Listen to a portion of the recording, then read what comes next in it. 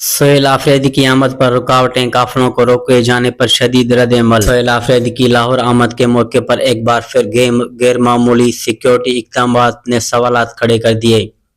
ذرائع کے مطابق چکری انٹرچینج کو بند کیا گیا، جبکہ مزاحمت کے بعد قافلے کو ریسٹ ایریا کی طرف جانے کی اجازت دی گئی۔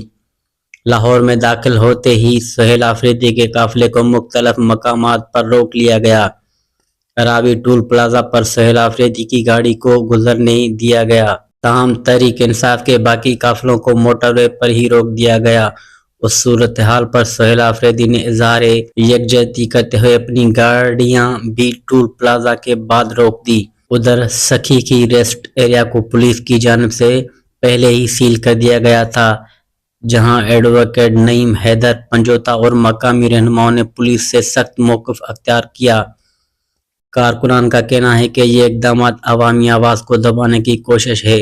لاہور پہنچنے پر میڈیا سے گفتگو کرتے ہوئے سہیل آفریدی نے کہا کہ پنجاب میں عوام کا والہانہ استقبال اس بات کا واضح ثبوت ہے کہ عمران خان کوئی سیکیورٹی تھریٹ نہیں بلکہ قوم کو جوڑنے والی طاقت ہیں۔ ان کا کہنا تھا کہ ایسے ہتھ کنڈے صوبوں کے درمیان نفرت کو بڑھا رہے ہیں جو ملک کے لیے خطرناک ہے۔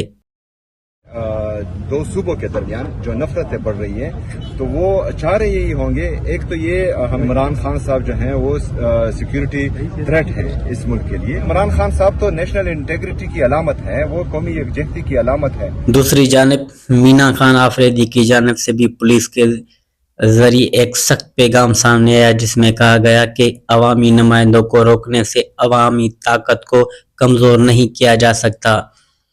صورتحال پر کارکنان کی نظریں جمی ہوئی ہیں اور مزید رد عمل کا امکان ظاہر کیا جا رہا ہے۔